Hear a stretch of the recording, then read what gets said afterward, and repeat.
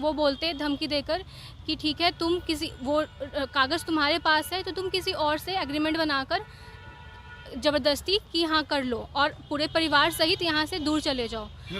मतलब पटना छोड़ने की बात कर रहे हैं? हाँ, पूरे परिवार सहित।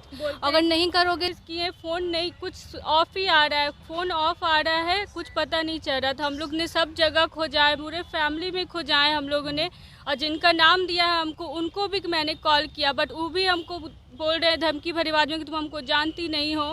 कहा जाता है कि बिहार में सुशासन बाबू की सरकार है, लेकिन उसके बावजूद भी बिहार में अपराधियों की बहार है। लगातार आप जानते हैं कि बिहार में लूट, हत्या, बलात्कार और अपहरण का केस लगातार आते रहता है। एक हमारे पास मामला आया है जो केस संख्या है 559/23, जो कि पटना सिटी का है। नेहरू चक, पटना से नेहरू चक का घटना है। इनके पिताजी सुबह 8 बजे इनके पिताजी घर से निकले थे, घर से निकले हैं घर से, हाँ, बट उनका फिर कुछ पता नहीं चला। सुबह 8 बजे इनके पिताजी घर से निकले, लेकिन उसके बाद इनके पिताजी से कोई संपर्क नहीं हो पाया। लगातार उनका स्विच ऑफ आ रहा है नंबर, और जिन्होंने धमकी दिया था उसका भी नंबर स्विच ऑफ आ रहा है। इन्हीं लोगों से हम जानने की कोशिश करते हैं। आखिर ये बताइए कि जब आपके पिताजी सुबह 8 बजे घर से निकले, उसके बाद कांटेक्ट करने की आप लोग कोशिश किए? बहुत कोशिश किए, फ़ोन नहीं, कुछ ऑफ ही आ रहा है, फ़ोन ऑफ आ रहा है, कुछ पता नहीं चल रहा था। हम लोग ने सब जगह खोजा है, पूरे फैमिली में खोजा है हम लोगों ने, और जिनका नाम दिया है हमको उनको भी मैंने कॉल किया, बट वो भी हमको बोल रहे हैं धमकी भरी आवाज़ में कि तुम हमको जानती नहीं हो।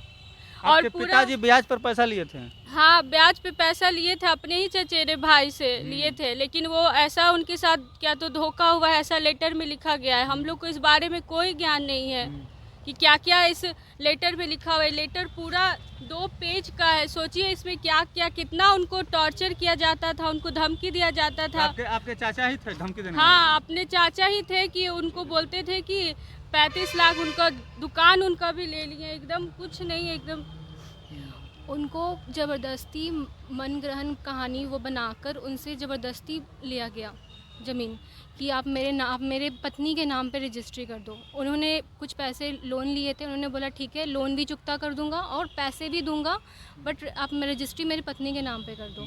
और उन्होंने ऐसा करवा लिए। फिर जब पैसे देने की बारी आई तो वो पैसे उन्होंने नहीं दिया, थोड़े थोड़े कुछ पैसे दिए। फिर उसके बाद वो बोलते धमकी देकर कि ठीक है, तुम किसी वो कागज़ तुम्हारे पास है तो तुम किसी और से एग्रीमेंट बनाकर ज़बरदस्ती कि हाँ कर लो और पूरे परिवार सहित यहाँ से दूर चले जाओ। मतलब पटना छोड़ने की बात कर रहे हैं? हाँ, पूरे परिवार सहित।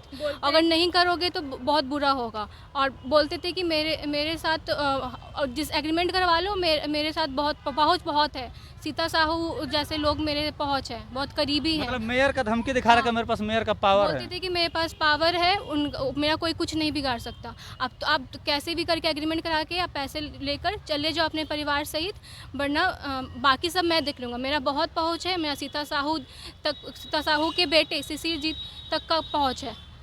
तो आप जो धमकी दे रहा था उस पर भी आपको लोग कॉल कर रहे थे, उसका भी नंबर ऑफ आ रहा है? हाँ, कल उसने कॉल उठाया, मेरी बहन ने कॉल किया था, तो वो उसने बताया कि आपने ऐसा क्यों किया।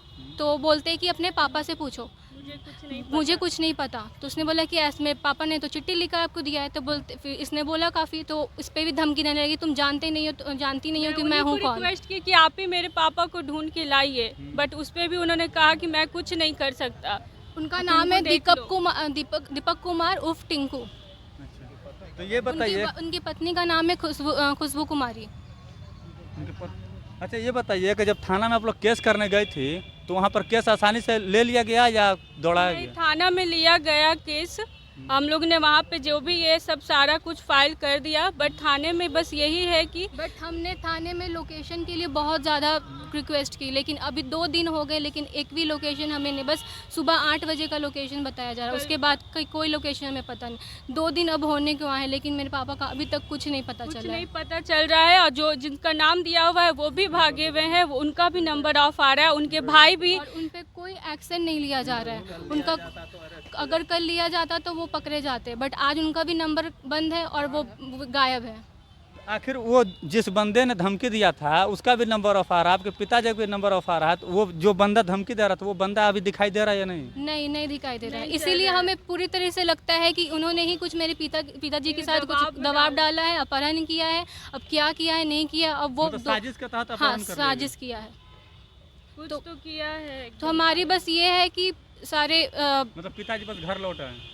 हाँ घर लौट आए और पुलिस वाले सारे प्रचारक जो भी हैं वो हमारा सहयोग करें। साथ दें और हम अगर लोग का। मेरे पिताजी, मैं आपको फ़ोटो दे दूंगी, अगर कहीं भी वो दिखे किसी को भी, प्लीज़ उस नंबर भी अब मैं आपको प्रोवाइड करूंगी, आप प्लीज़ एक प्लीज़ बार उस कॉल नंबर करना पे कीजिएगा प्लीज़। आप कॉल। लोगों का बहुत बहुत शुक्रिया होगा। प्रशासन से क्या उम्मीद है? प्रशासन से, पुलिस प्रशासन से बस यही उम्मीद है कि अभी हम लोग के बस हमारे पिताजी को ढूंढ के कहीं से भी ला दें, हम लोग के लिए बस वही सहारा है, बाकी सब कुछ हम लोग देख लेंगे। बस प्रशासन थोड़ा हम लोग का मदद कर दे।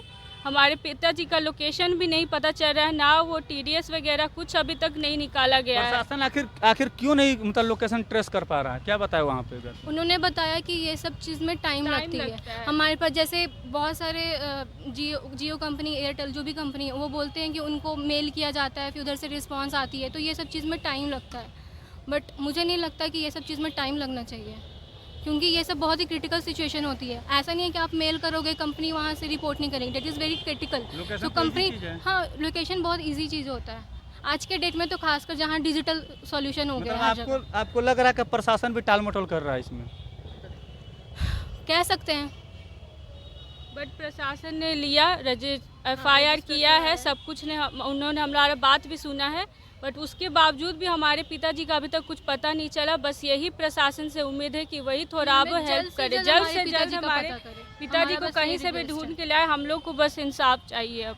तो यहाँ पर साफ तौर पर आप सुन सकते हैं इन दोनों बच्चे का कहना है कि हमें जल्द से जल्द इंसाफ चाहिए, हमें कुछ नहीं चाहिए, बस पिताजी हमारे घर वापस लौट करके आ जाए। और इन्होंने FIR दर्ज किया है। प्रशासन का शुक्रिया अदा कर रहे हैं कि प्रशासन हमारे पिताजी को जल्द से जल्द घर वापस ले करके आ जाए। तो साथियों, आपकी क्या प्रतिक्रिया कमेंट्स को जवाब जरूर दीजिएगा। धन्यवाद।